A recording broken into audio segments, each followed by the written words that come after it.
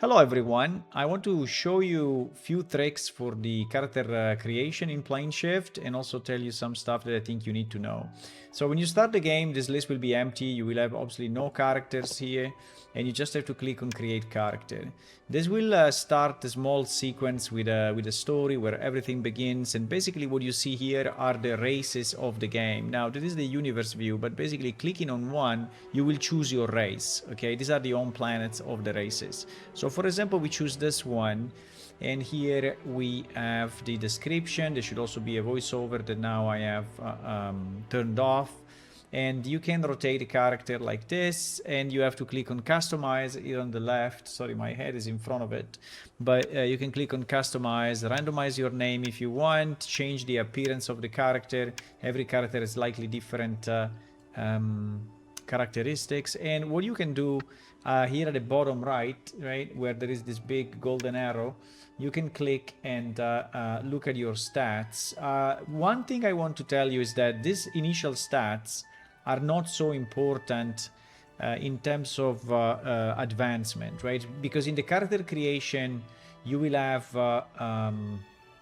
very little modifications, right, compared to what is the race. The race makes the difference because there are races that, for example, this one is very even pretty much on everything. There are other races, like if you choose the Enkidukai, which are very agile. You see this guy has a 85 agility, or if you go back and you select a Kran, for example, which is a very strong race, you see that he has 94 strength. So this makes a difference, and it's kind of important that you choose a race that fits your style. But for all the other selections, right, that are the ones that you do later on in the character creation, they are changing your character very little. But still, they are important for the roleplay purposes. So, for example, here you are choosing the constellation that you were born, and it gives you some description. So choose it more for the roleplay than for the actual characteristics. But some of them, as you can see, is giving you, for example, here animal affinity, right? So this particular constellation is giving you animal affinity. This other one is giving animal affinity to another type of creature. But I would say don't be too concerned about these ones, because anyway, during the game you can change them very quickly.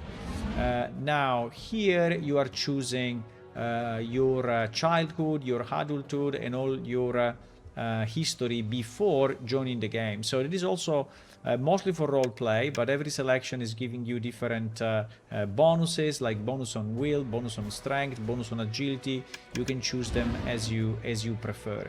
And these are the total points that you have to spend. So every time you select one, right, like for example now I'm selecting this one, I do choose, now I have only 140. What you want to do, you want to consume all your points, and so that you have the maximum benefits. But again, do it more from the role play point of view than just from the point of view, right? So this at least is what I would suggest.